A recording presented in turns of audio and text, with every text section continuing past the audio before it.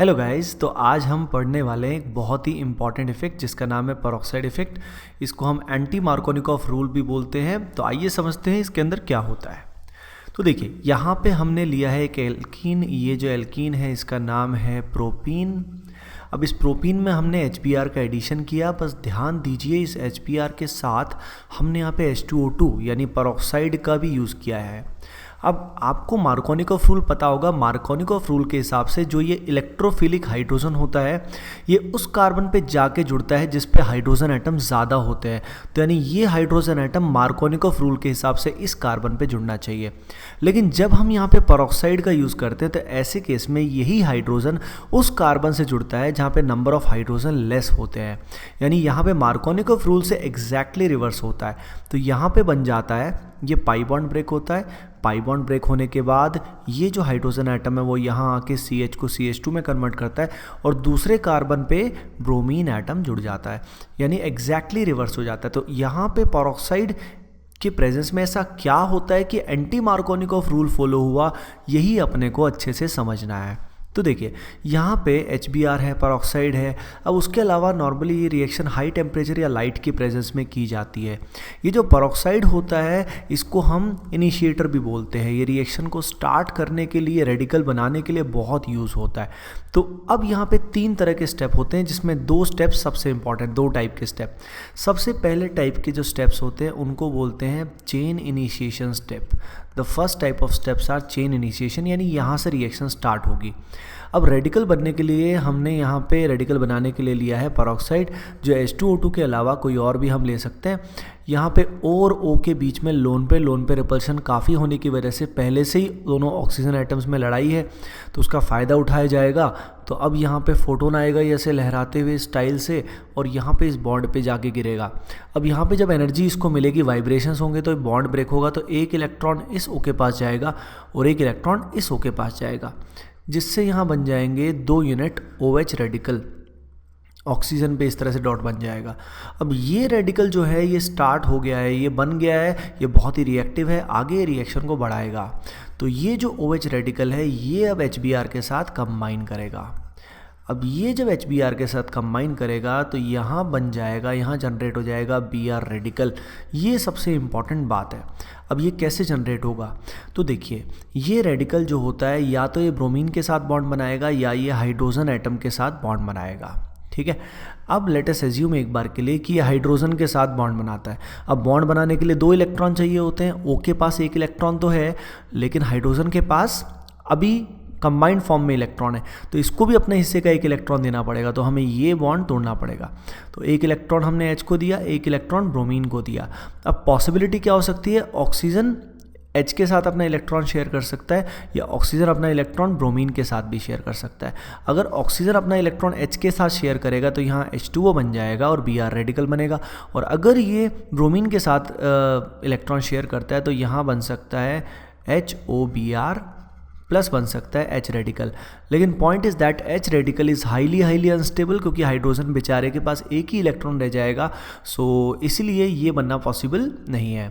तो ये तो हुआ चेन इनिशिएशन। चेन इनिशिएशन में सबसे मेन रोल पेरोक्साइड का था, जिसकी वजह से रेडिकल बनने स्टार्ट हुए और ब्रोमीन रेडिकल जनरेट हुआ। खुद ही सोचिए, HBr में डेल्टा प्लस डेल्टा माइनस इतना ज़्यादा होता है कि यहाँ होमोलिटिक बॉन्ड ब्रेक होने के चांसेस बहुत ही कम है। तो इसीलिए यहाँ पे हमने रेडिकल का यूज़ किया ताकि होमोलिटिक बॉन्ड ब्रेकिंग ही यहाँ पे हो। अगले टाइप के जो स्टेप होते हैं उनको बोलते हैं चेन प्रोपेगेशन स्टेप्स। उनको बोलते हैं हम चेन प्रोपेगेशन स्टेप। अब चेन प्रोपेगेशन में यानी चेन प्रोपेगेट हो रही है, आगे बढ़ रही है।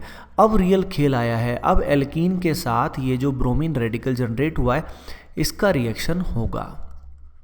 तो ये हमने एल्कीन लिया और ये सामने लिया Br डॉट। अब ये आपस में कंबाइन करेंगे। तो देखिए, इस प्रोसेस में ये जो पाई बॉन्ड है इसको हम ब्रेक करेंगे। अब रेडिकल रिएक्शंस में इस बात का हमें ध्यान देना होता है कि हम होमोलिटिकली बॉन्ड ही ब्रेक करेंगे। अब इस पाई बॉन्ड को जब हमने ब्रेक किया तो 1 इलेक्ट्रॉन इस कार्बन पे आया और 1 इलेक्ट्रॉन इस कार्बन पे आया। अब ब्रोमीन की इच्छा है कि भाई ये इस कार्बन एटम के साथ इलेक्ट्रॉन शेयर करके यहाँ भी बॉन्ड बना सकता है और दूसरे से भी बना सकता है।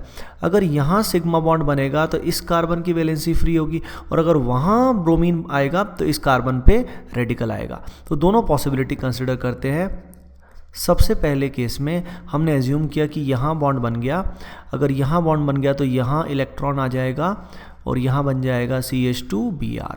दूसरी पॉसिबिलिटी ये हो सकती है कि यहाँ पे CH3CH2 आ जाए और यहाँ पे आ जाए CH3CHBr, Br यहाँ पे आ जाए और इस पॉइंट पे बन जाए रेडिकल। तो अगर तुम ध्यान दो तो ये जो पर्टिकुलर रेडिकल है it is a 2 degree radical, इसमें 5 अल्फा हाइड्रोजन है और तो यहाँ पे हाइपर कॉन्जुगेशन भी ज़्यादा हो रहा है और उसके अलावा इंडक्टिव इफेक्ट भी ज़्यादा है। तो this radical is more stable, this radical is more stable। तो reaction will proceed in such a way that more stable radical is formed। reaction इस तरीके से आगे बढ़ना चाहेगी ताकि stable radical बने और stable radical आसानी से बनेगा।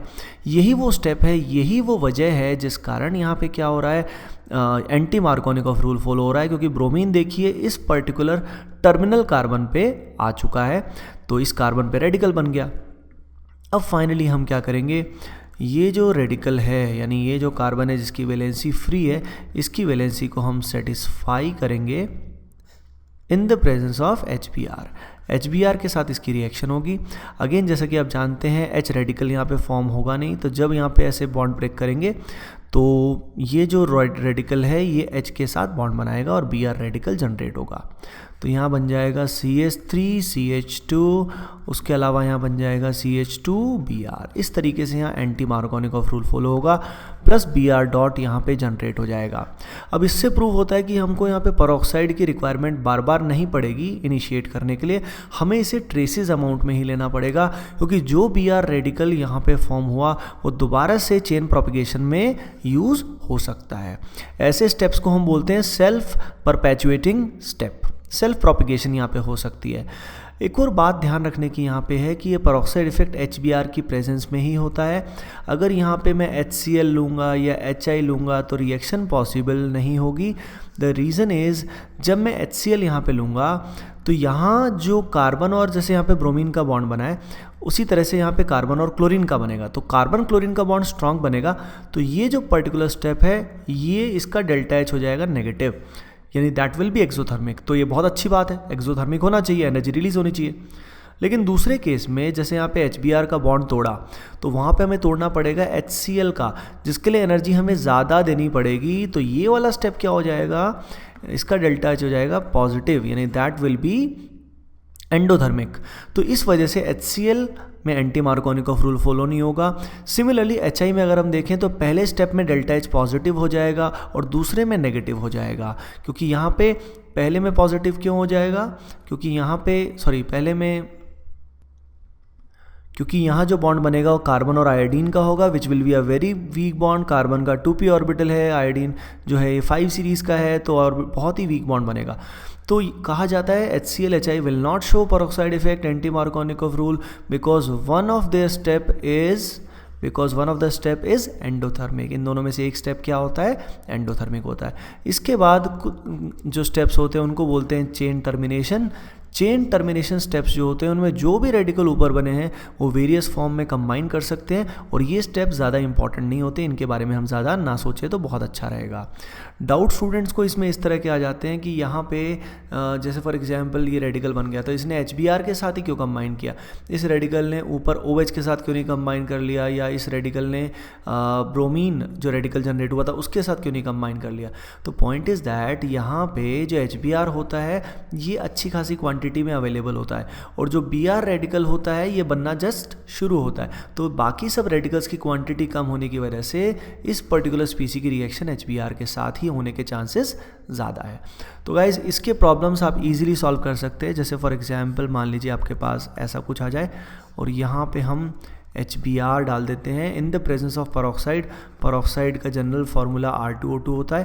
तो ऐसे केस में हम एंटी मार्कोनिक करेंगे, यानी यहाँ ब्रोमीन लगाने की बजाय इस कार्बन एटम पे हम ब्रोमीन को लगाएंगे और हाइड्रोजन हम उस एटम को देंगे जहाँ पे already laser number of hydrogen है।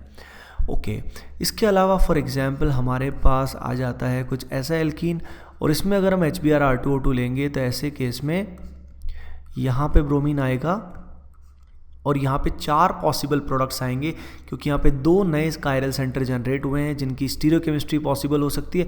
या तो एक का कॉन्फ़िगरेशन R होगा, दूसरे का S होगा, एक का S दूसरे का R। दोनों का R या दोनों का S, इस तरीके से 2 pair of enantiomers will be formed.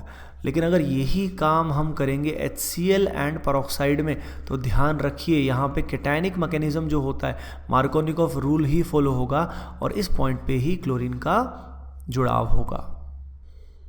So guys, इस वीडियो में हमने सीखा कि पेरोक्साइड इफेक्ट कैसे हम समझते हैं, कैसे इसमें ये HBr में एप्लीकेबल होता है, पेरोक्साइड का रोल क्या होता है। सो गाइज, आई होप आपको ये बहुत अच्छे समझ में आया होगा। अगर आपको ये वीडियो हेल्पफुल लगा तो हमारी भी आप हेल्प ज़रूर कीजिए।